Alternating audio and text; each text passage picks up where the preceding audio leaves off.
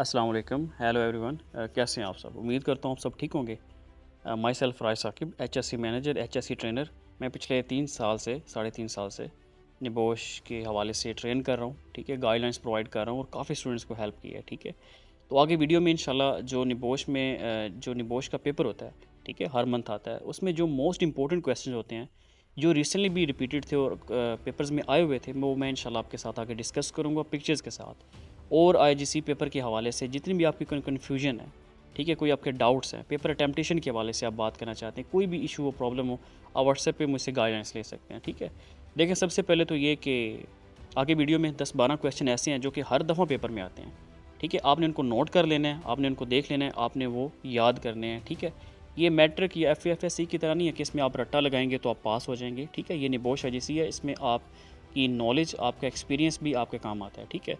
तो स्टूडेंट अपना पेपर खुद करना चाहते हैं, ठीक है, वो पास्ट पेपर सॉल्व करें अपना, सॉल्यूशन की तरफ ना जाएं, क्योंकि सॉल्यूशन में बहुत ज़्यादा रिस्क होता है, उसमें आप रेफ़र हो सकते हैं, ठीक है? क्योंकि ऑलरेडी सॉल्यूशन वगैरह यूज़ नहीं करना चाहिए पेपर में। आप सीधा सिर्फ सिनेरियो रीड करें, उससे पॉइंट्स नेगेटिव और अलहदा सेपरेट करें। उसके बाद पेपर के क्वेश्चन जो होते हैं वो, अब जितने पास्ट पेपर आप सॉल्व करेंगे उतनी आपकी जो राइटिंग स्किल्स है वो अच्छी होंगी, उतना आपका पेपर अच्छा होगा, ठीक है?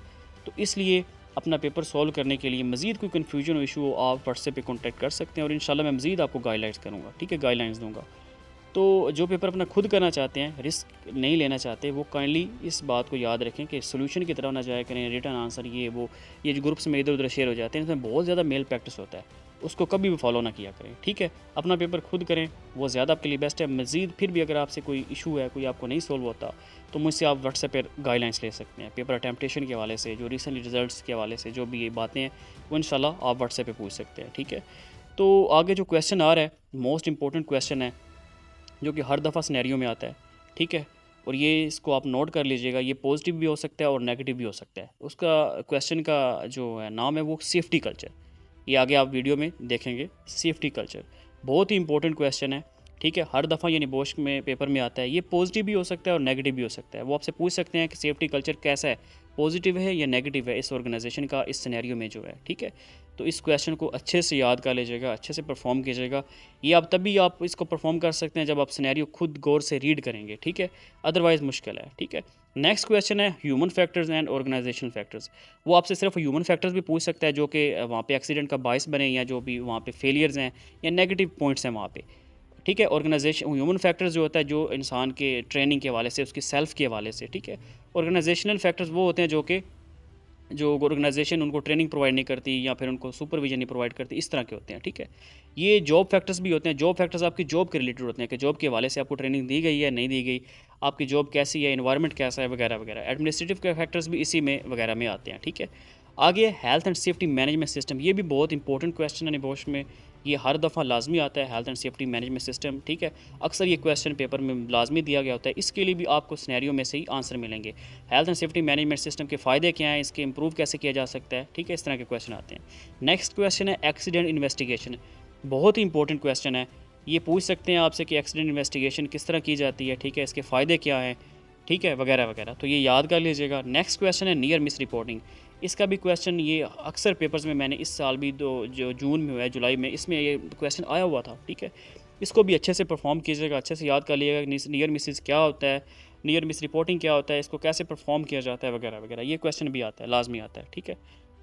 नेक्स्ट क्वेश्चन है बहुत इंपॉर्टेंट, एम्प्लॉयर्स एंड वर्कर्स की जो रिस्पॉन्सिबिलिटीज़ हैं, ILO का C155 एंड आर्टिकल 16 रिकमेंडेशन 164, ठीक है? इसमें एम्प्लॉयर्स की भी जिम्मेदारियाँ होती हैं और वर्कर्स की भी जिम्मेदारियाँ होती हैं। ये आप लाजमी याद, गूगल पे आप सर्च करेंगे तो एम्प्लॉयर की रिस्पॉन्सिबिलिटीज़ अकॉर्डिंग टू ILO, इसके बाद आप वर्कर्स की रिस्पॉन्सिबिलिटीज़ जो है उनके कौन कौन से लागू होते हैं, वो आप वहाँ पे सर्च कर सकते हैं, ठीक है? नेक्स्ट क्वेश्चन है पॉजिटिव एंड नेगेटिव इंडिकेटर्स। वो आपसे निबोश ये क्वेश्चन भी पूछ सकता है कि पॉजिटिव इंडिकेटर बताएं हमें हेल्थ एंड सेफ्टी के इस सिनेरियो में से।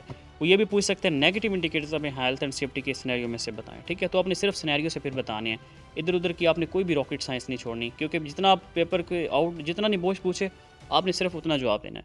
अगर आप एक्स्ट्रा लिखने की कोशिश करेंगे तो आपके लिए मसला बन जाएगा, ठीक है?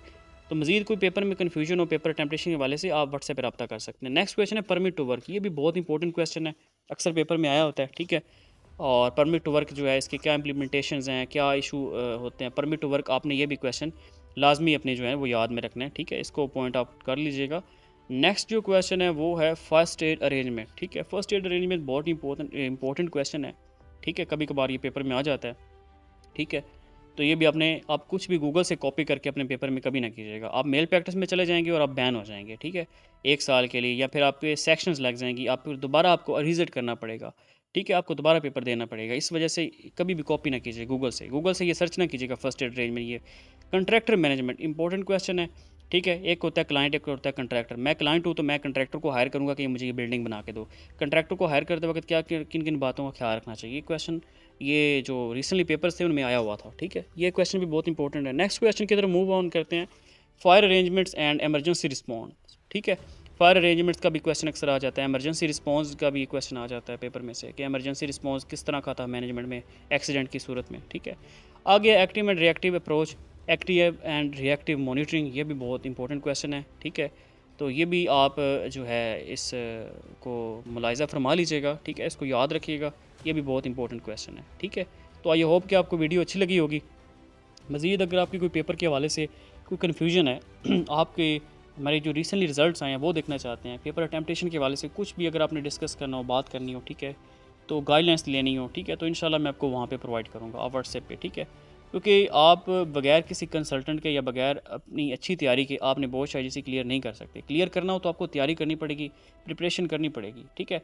सेकंड आपके पास हाल ये है कि आप व्हाट्सएप पे मज़ीद इसके बारे में बात कर सकते हैं, ठीक है, क्योंकि आपको पता है कि अगर यूट्यूब पे कुछ ऐसी चीज़ें भी होती हैं, अगर आपके सामने डिस्कस की जाए तो फिर बाद में इश्यूज़ होते हैं, ठीक है। तो काइंडली मज़ीद यहाँ पे हर चीज़ नहीं शेयर की जा सकती क्योंकि प्राइवेसी होती है, इश्यूज़ हो जाते हैं स्टूडेंट्स के लिए। तो इसलिए इस चीज़ से बचने के लिए आप व्हाट्सएप पे, ठीक है, बात कर सकते हैं। आपको मैं सारी गाइडलाइंस वगैरह इंशाल्लाह प्रोवाइड करूँगा कि पेपर अटैम्प्ट कैसे करते हैं, ठीक है, क्वेश्चन जो है उसको किस तरह अंडरस्टैंड करते हैं, सिनेरियो किस तरह सॉल्व करते हैं, या मज़ीद अगर आपको कोई कन्फ्यूजन हो पेपर के हवाले से, अटैम्प्ट करवाना हो, पेपर में हेल्प लेनी हो, कुछ भी करना हो, ठीक है, तो इंशाल्लाह मैं आपके लिए अवेलेबल हूँ, ठीक है, आप मुझसे कॉन्टैक्ट कर सकते हैं। बाकी पेपर जो खुद करना चाहते हैं, ठीक है, वो अपना खुद करें, गूगल से कभी भी कॉपी ना करें, कोई क्वेश्चन एआई यूज़ ना करें, software article read writers use मत किया करें अपने पेपर्स में जब आप पेपर सॉल्व करते हैं, क्योंकि इससे आपका जो पेपर है वो उस पर नेगेटिव इम्पैक्ट पड़ेगा और आप मेल प्रैक्टिस में चले जाएंगे। 1 साल की पाबंदी लग जाएगी, 2 साल की या 3 साल की पाबंदी लग सकती है, ठीक है। तो इसलिए कभी भी गूगल से कॉपी पेस्ट मत करें, ठीक है। एआई यूज़ ना करें, चैट जीपीटी इस तरह के सॉफ्टवेयर यूज़ ना किया करें, ठीक है। अपने पास पेपर सॉल्व करें, सॉल्यूशन की तरफ मत जाएं जो पेपर में आते हैं कि इसके आंसर क्या हैं, उसके आंसर क्या हैं, ठीक है। ये भी रिस्क होता है, इसमें मार्क्स बहुत कम आते हैं, और ये जो स्टूडेंट्स यूज़ करते हैं सॉल्यूशन, इसमें अक्सर स्टूडेंट्स रेफ़र होते हैं, ठीक है। तो इसलिए अपना टाइम बचाएं, ठीक है। और इसके अलावा पेपर आता है पाकिस्तानी टाइम 3 बजे, इंडियन टाइम आप गूगल की देख लीजिएगा, यूके के टाइम के मुताबिक 11 बजे आता है, ठीक है। आगे आप सर्च कर लीजिएगा अपने अपने कंट्री के हिसाब से। इंडिया से भी स्टूडेंट्स होते हैं, पाकिस्तान से हैं, इसके अलावा गल्फ़ से हैं, दूसरे कंट्री से भी होते हैं, ठीक है। तो इंडिया से जो स्टूडेंट्स हैं वो बात अगर करना चाहते हैं पेपर अटेम्पटेशन के वाले से, तो वो आप व्हाट्सएप पे रब्ता कर सकते हैं। ऑलरेडी इंडिया से काफ़ी स्टूडेंट्स हैं जिनको मैंने गाइड किया पेपर के वाले से, उनका रिज़ल्ट बहुत अच्छा आया है, ठीक है। तो काइंडली वीडियो को एंड तक देखा करें। बाकी मज़ीद कोई कन्फ्यूजन हो तो इंशाल्लाह आप मुझसे व्हाट्सएप पे रब्ता कर सकते हैं। आई होप कि आपको वीडियो अच्छी लगी होगी।